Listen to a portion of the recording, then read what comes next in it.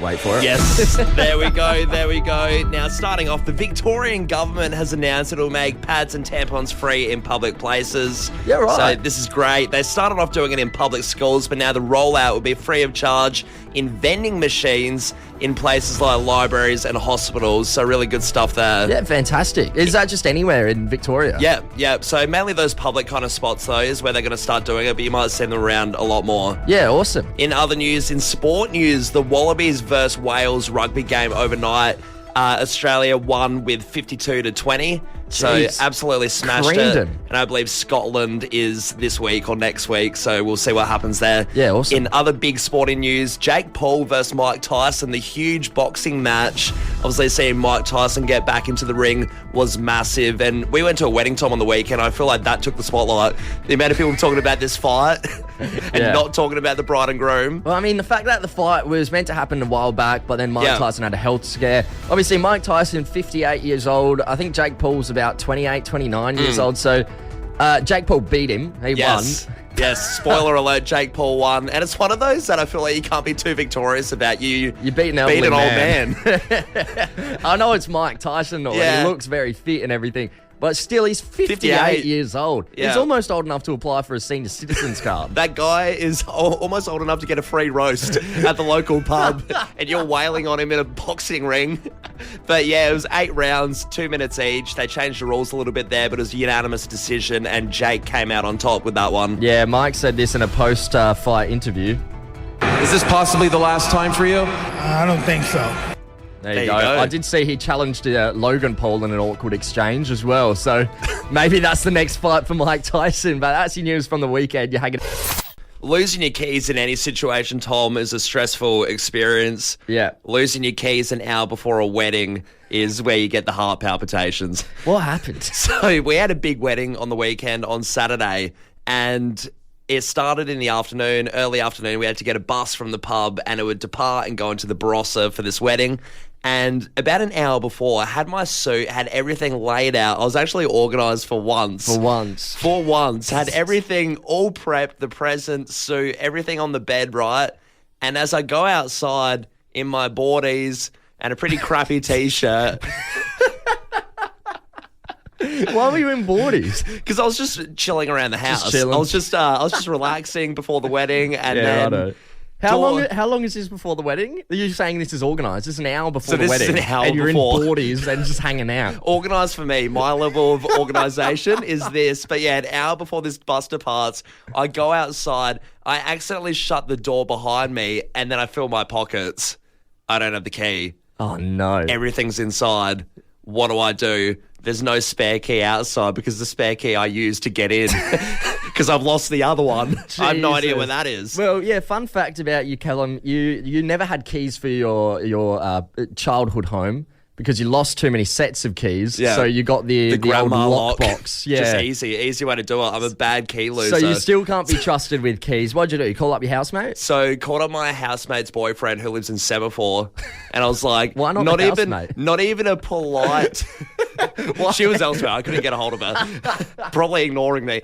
But called him up, and without even a polite hello, I just said, "Where are you?" As if it was a hostage situation. And I said, "I will give you anything to come down from 7-4, let me in this house," right? Mm-hmm. And so he does, but he says, "I'll get there in about an hour." So this is crunch time. Yeah. Absolute crunch time. On top of that, then you still have to get dressed and everything and do your hair and... Exactly right. So I thought, you know what I'll do? I'll go to the barber around the corner and get a haircut because I can't do anything. You seem very stressed out about the whole situation. But you know what was even more stressful? Sitting at the barber while he's more engrossed by the Mike Tyson-Jake Paul fight than my hair. So he would turn and chat to his barber mates and say, "Oh, who do you reckon's going to win? Oh, Tyson's killing it, smashing it, not doing my hair." And I was like, "Can you please just focus on one thing at a time?" I want to go, let's go to the text line here. Where'd you lose your keys, Adelaide? And what happened? I mean, it all worked out well. I got to the bus in time, maybe about 10 minutes late, but it was all good. But people lose their keys all the time. Have you dropped it down a drain? Have you dropped it in the water? Any pretty extreme things. And how did you get out of it? Even locking them inside your car. Exactly. Things like that. Where'd you lose your keys, Adelaide? We got Maddie texting in saying, "Hey, Tom and Callum, I've lost my keys in lots of places. I used to hang by the river a lot and a friend friend pushed me in as a joke. Without knowledge, I had my keys and phone, etc. in my pocket.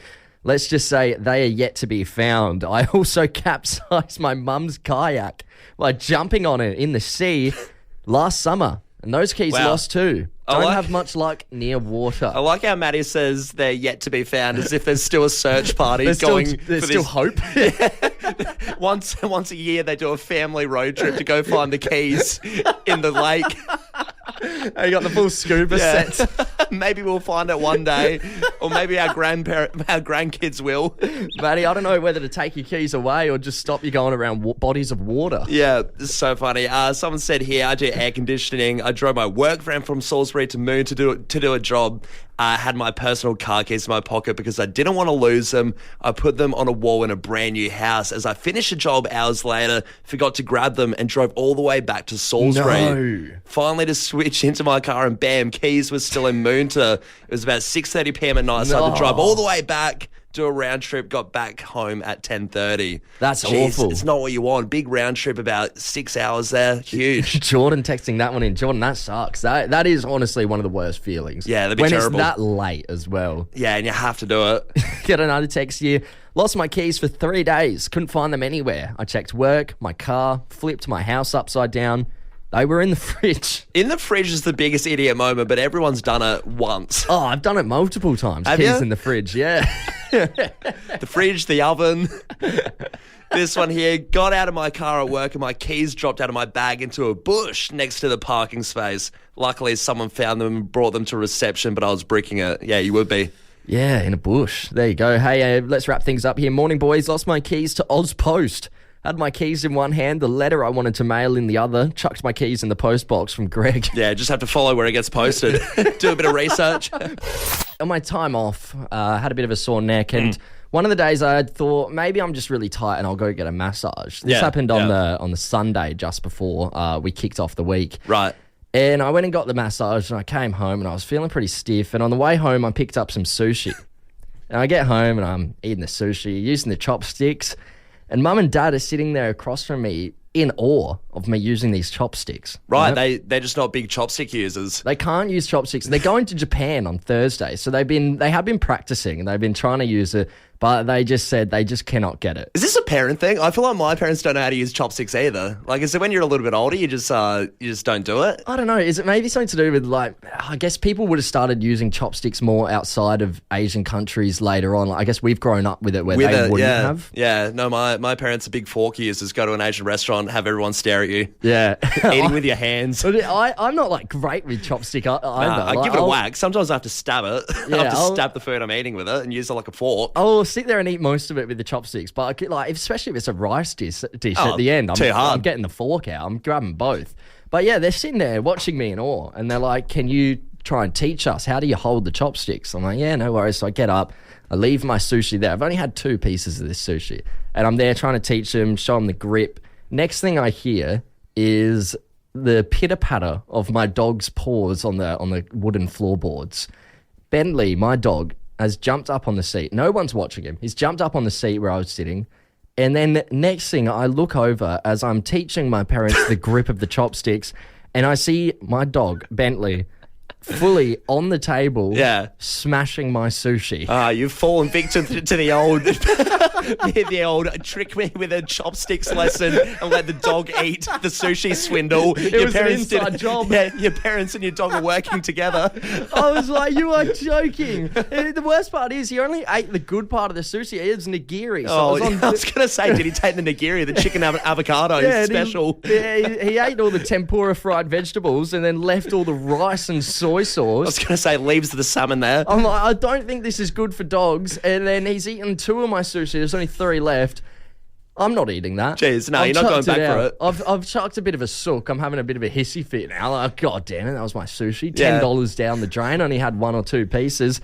Then Mum's like, "Oh, don't worry, I'll go buy you more sushi." It's not that. I don't want more sushi. No, it's the principle of the fact that this dog is jumping on tables and eating food. What a way to ruin your sushi for you. Chuck a leash on him. Tom, when you quit a job, you don't think you'll ever go back. but sometimes you're dragged to the depths of hell and you have to work there. And this is what happened to a mate of mine. He went to stop into a cafe he used to work at over the weekend because he's got a few mates there still swindles a free coffee here and there just because he worked there for so long. They'll do a freebie. Sure. And he goes in, right, only to find that it's one of the busiest days they've ever experienced in their life. It's like Armageddon in this cafe. Yeah, it's all going down. Lines out the door. Yeah, so the boss has turned around and said to my mate, hey, do you mind hopping behind the counter for a little bit? So guy's gone in just for a free coffee, just to say g'day to, some ex-workers, all of that, for them to turn around and say, hey, can you hop behind there and make a mocha or something? Well, fair enough. If he's going in for free coffees, you can at least earn it. $5, just 10 minutes behind the counter. Yeah, wait. So he worked. How did he end up working like a full shift? He didn't do a full shift. It was about half an hour, 40 minutes. Yeah, 40 minutes than he would have liked to, but it got even worse. So they started making him do the coffees. Yeah. And then they asked him, hey, do you mind going on the phone? Because they're getting a few takeaway orders. Hey, do you mind mopping? Do you mind closing up? Third strike was when they said, oh, can you do some maintenance out the back? Something needs to be duct taped. So why is he out there duct taping things? That's one of the things too. It's kind of like, it's too awkward to say no, isn't it? Be like, I don't work here anymore. I don't want to do that. Sure, and like then you said, you can kiss goodbye your free coffees. You did ask for a free coffee. It's in the arrangement. Let's go to the phones here. Did you work for free? I used to work at a pub just around the corner, and I went in there one night for a knockoff after work, and again, same thing. They were getting slammed, and I'm like, do you reckon you could hop behind the bar for like 5-10 minutes? Once again, same deal. You want a free beer. Yeah, got my knockoff. Consequences, if it's busy, you work. Got some texts coming through. Morning, boys. Went around to mum and dad's to pick up some things. Ended up washing their cars, mowing the lawn and cleaning their gutters. A 20-minute trip turned into a full day of work. Wow. Yeah, I guess that's your parents, so you can't ask for too much. Pay for my petrol. Just for the trip. This one here, dropped a mate off at a restaurant he was working at. They were slammed. So worked as a waiter for about half an hour. Did really well. Should have got a tip. I like the big ups on that one. Yeah, absolutely. Another text coming through here.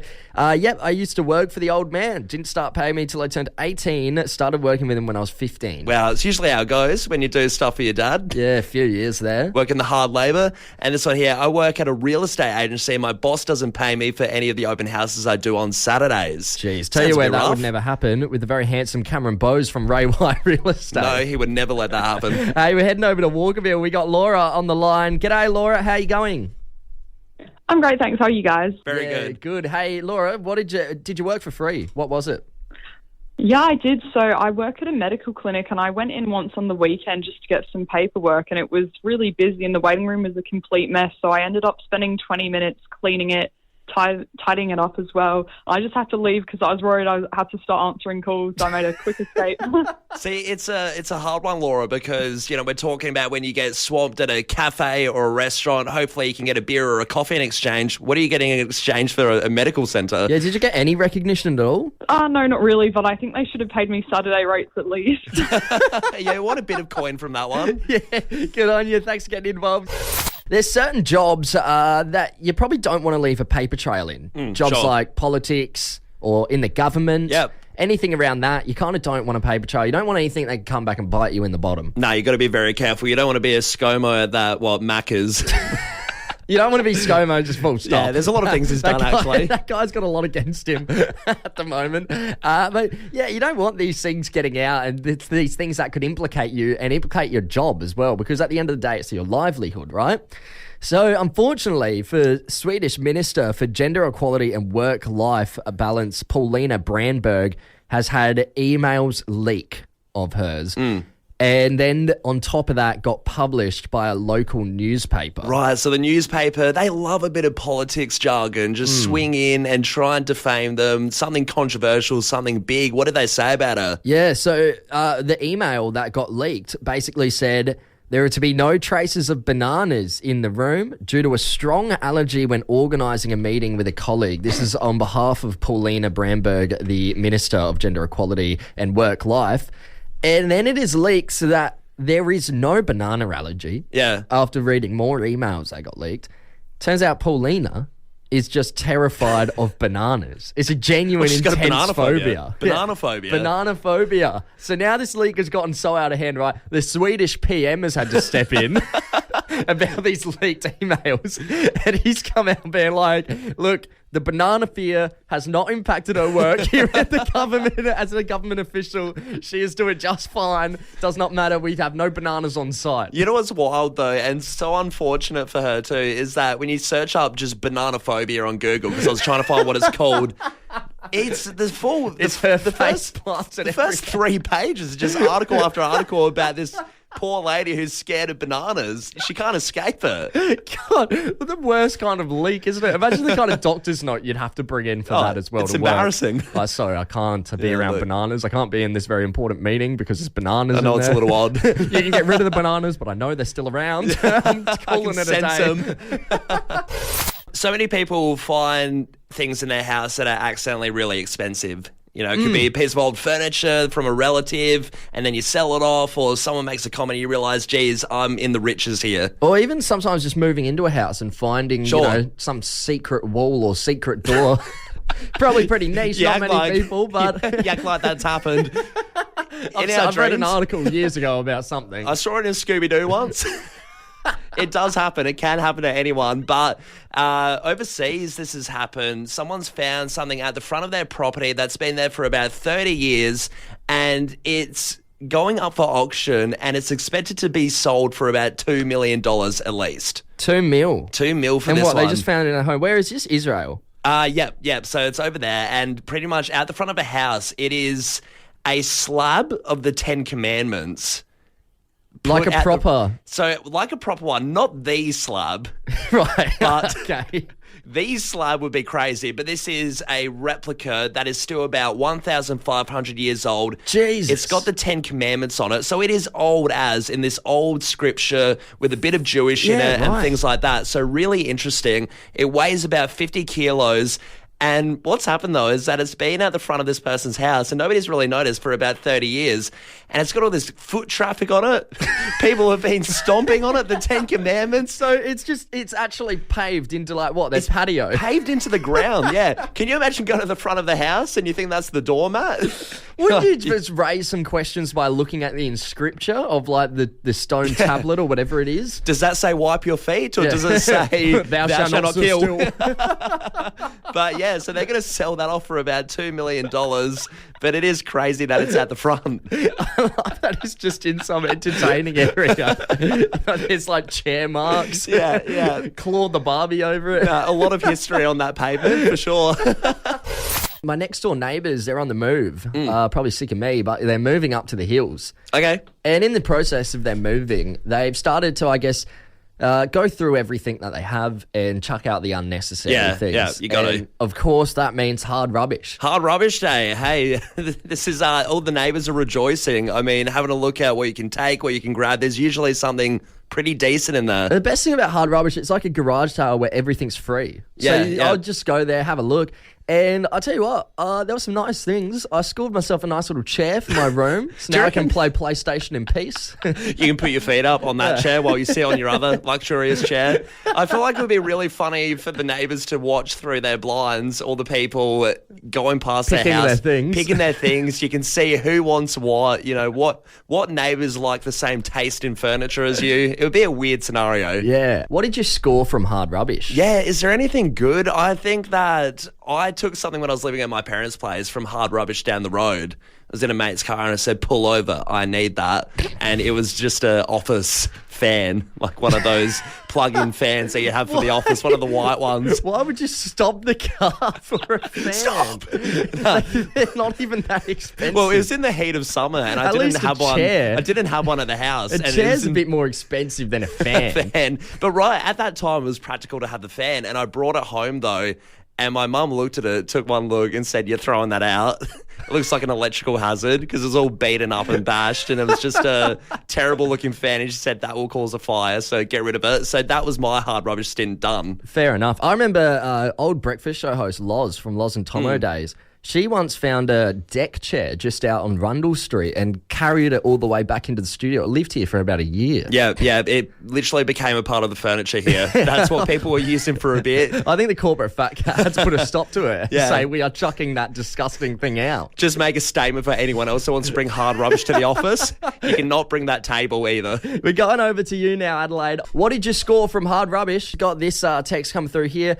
About 15 years ago, when we first moved to where we live now, the wife and I went around and picked through hard rubbish. Then we eBayed it all off and made about $3,000. Wow. Huge. I reckon that's a bit of a side hustle that Kale for the drive home does. I don't think he's ever admitted to selling it off, but I wouldn't be surprised. I've heard he takes his weekends as looking for hard rubbish and then tries to make a profit. But hey, that's all rumours. It's all rumours. I wouldn't know. Apparently that's what him and his wife do. Just watch out for him. If you're putting out hard rubbish, you might see Kale. You might see the drive host of Fresh leap out of a van in a balaclava and steal all your furniture. He sold his car for a truck, I heard. Got this one here, Tom. I found a 1960s Rhythm Ace drum machine worth about $700. Yeah, right. So I've looked this up to see what it is. I still don't exactly know. It just looks like some sort of something you'd plug your guitar or drums into, right, I guess. Okay. Yeah, cool. The same person has also texted in saying they found a Nintendo Zelda 2 cartridge, about $100 right there. Yeah, Jeez, right. imagine that. $800 worth of stuff right from the hard rubbish. Yeah, not too bad. Hey, I got this text here. Got a race car bed for a friend's son. That bed gave a couple of years of awesome sleep and dreams of becoming Lewis Hamilton. Kirk Van Houten. It's November 18th. Christmas is just around the corner now. Yeah, it's snuck up, it's creeped up, it is so close, and I guess one of the big things is Christmas shopping that looms on everyone's mind. Yeah, it's one of those things where, for me, I think about it last minute, and I'll probably end up starting my shopping around December 20th. Yeah, and by starting my shopping, I mean start looking at what to buy, and I won't do the shopping till the 24th. Start perusing the junk mail catalogues a bit on the internet, and by the 23rd, that's when you got to hit your stride. But for all the organised people that are listening right now, which is most, we put together a bit of a list of some good ideas for Christmas gifts. So found this article, right? And it was all these different Christmas gift ideas for the classic bloke who says, I don't care, get me whatever. All right, I don't want any presents this year. Perfect, perfect. Yeah. Classic dad saying they just want socks and jocks. Well, if you want to think outside the box, I went through this article to have a look at some of the cool gifts ideas. One of that popped out to me, a mini Pac-Man game. Mini Pac-Man. Mini Pac-Man. So it's a full arcade machine, but it's just miniature. Okay. Yeah, cool. Only about $60. $60 for that, not too bad. It is a level up from the socks and chocolates, like you said. Yeah. A little video game for the dads out there. Something else a bit cheaper, only $35. A shower drink holder. It's like a little suction thing you chuck on the shower wall, and then you can put your beers in there. That's cool. Right, Yeah. So yeah, shower beers. Shower beers. Awesome stuff. Another one, classic one. A lot of people wear them. Birkenstocks. Birks. Yeah, they're a little more expensive, $220, but... I was going to say, Birks are a bit of a jump up from all the other prices previously. Well, if it's someone special in your life, why not? Hey, some other gift ideas here for maybe your pets. Maybe someone that likes to splurge on your pets at Christmas time. One I came across here, if you have a reptile hammock. Just so your reptile can live in more luxury. They already don't do much. They're already the most boring animals. Just to make the reptiles even more boring, they can laze about in a hammock. Or would it make them more interesting? Who knows? But a reptile hammock, that can go for about $34. A cat advent calendar for $25. So your cat can do the lead-up 12-day event calendar. What are you having it? Like bits of tuna that flip down in the calendar that they eat out of? They have things like little plush mice, a couple of snacks, stuff like that. Yeah, all fun things. And finally, for the pets, if you want to really splurge on them, for $124, you can get a Frank Green dog gift box. Really? Yeah, so this comes with their own feature, a fully customizable lead, collar, and a poo bag holder. I was going to say, Frank Green are already pretty bougie. Can you see what they do for the dog market? Yeah, but there's some gift ideas for you if you're stuck and don't know what to get this Christmas.